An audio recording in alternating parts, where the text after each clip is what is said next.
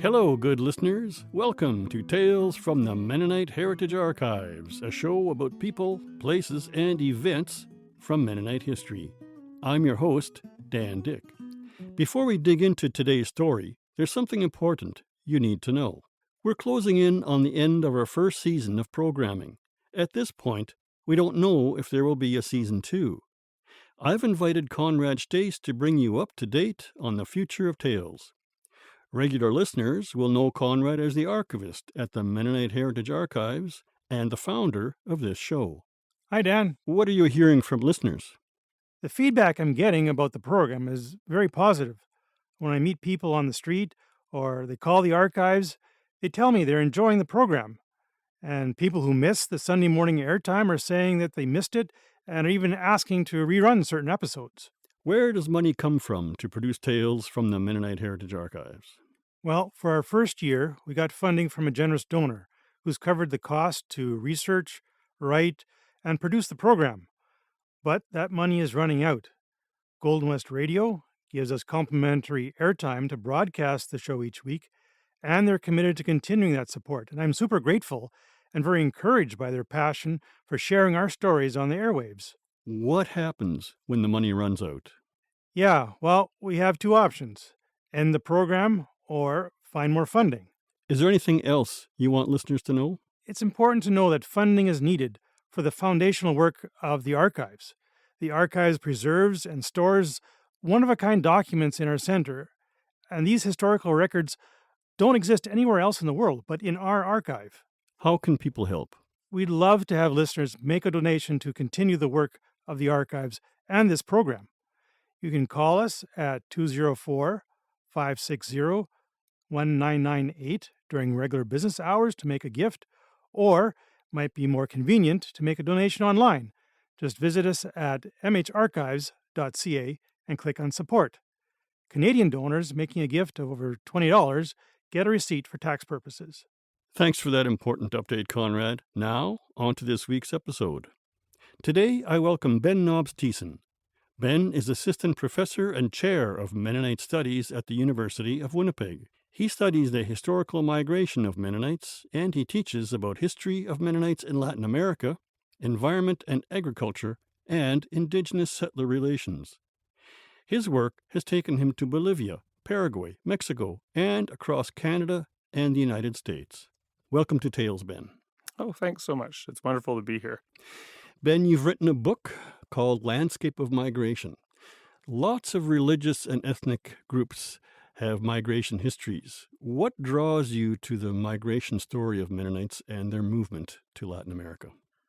It's a great question. And, I kind of came to it in a way that I think a lot of researchers on Mennonite history do, and that is in part because of a personal connection to some aspect or some, part of the Mennonite faith, that broad community. And I grew up in British Columbia.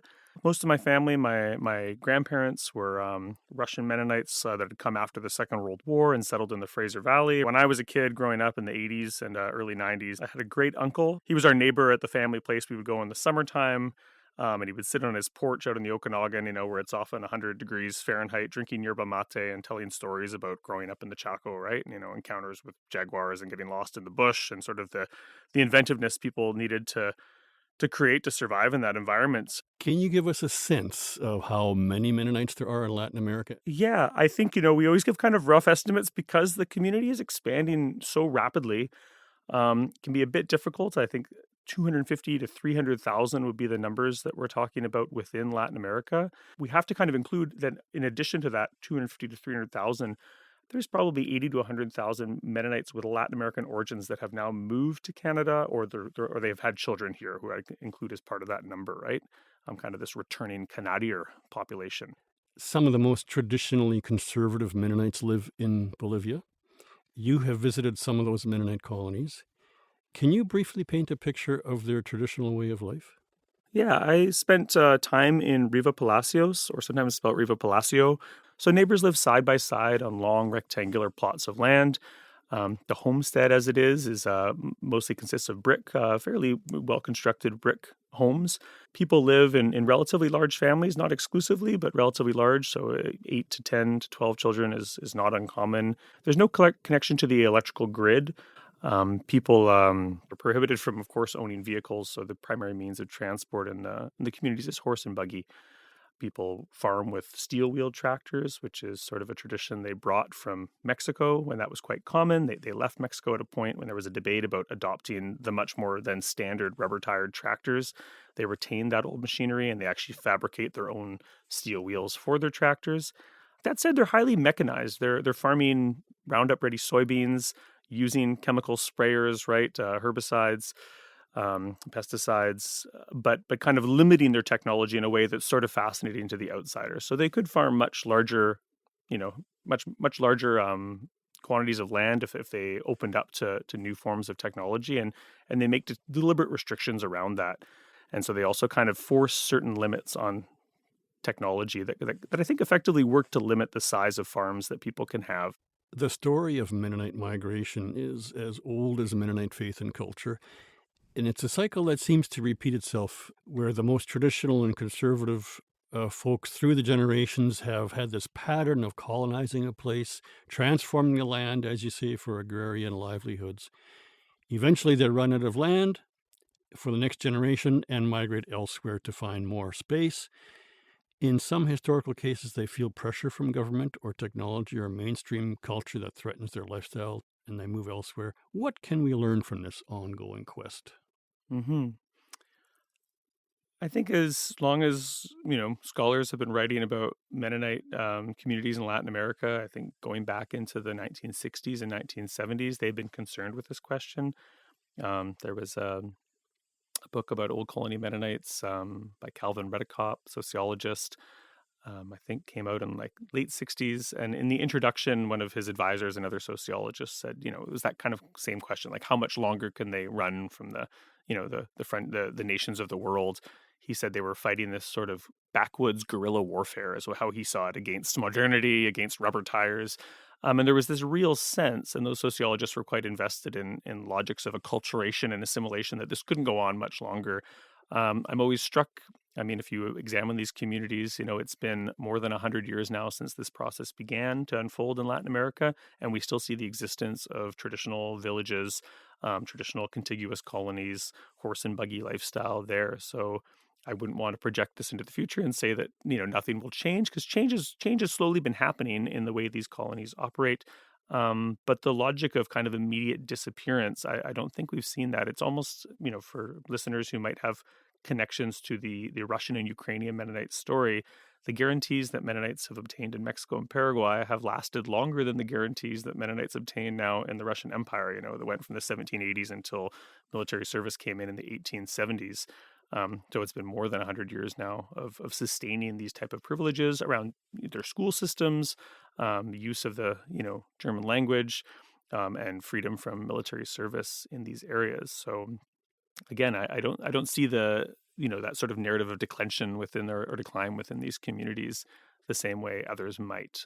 That said, land is always scarce in communities with high population growth, who always seek agriculture as the only suitable means of activity. And so that's been a struggle for communities. And we see that in the continuous return of Mennonites from Latin America to Canada, which is sort of the project I'm now examining. Can you paint a brief picture of the state of Latin American migration back to southern Manitoba? So we have a few researchers working with us on what we're calling the Mennonite Mobility Project. We have individuals conducting interviews in southern Manitoba, in the Winkler, sort of Morden, Altona region, a little bit over in Steinbach, although that doesn't see as much of the pattern of migration out of Mexico. One of the most interesting ones, so I guess I can't give you a state of the whole field, but I've spent some time recently, and I've had a researcher working up in Arberg, Manitoba, right? And in neighboring areas, Okno and Morwena, just to the northwest and northeast.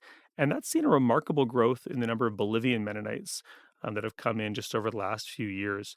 And so that has been by some accounts, a bit of the pattern. Initial migration north was primarily from Chihuahua and Durango and Zacatecas coming out of Mexico from the 50s, 60s, 70s. It continued on to the 1990s. But increasing small waves came out of Belize. And then now we have a substantial community. Those 100,000 Mennonites in Bolivia are sending quite a few rebels, exiles, the excommunicated, or just individuals looking for work up to Canada. And some of them have made interesting claims. Historically, this group was able to retain access to their Canadian citizenship, passed down through their parents or grandparents, and to resume citizenship in cases in which sort of failure to document foreign birth or claim citizenship by a certain age had taken place. So Bill Jansen, working with MCC's office in Ottawa, had really helped a significant number, maybe 100,000 Mennonites, gain access to Canadian citizenship.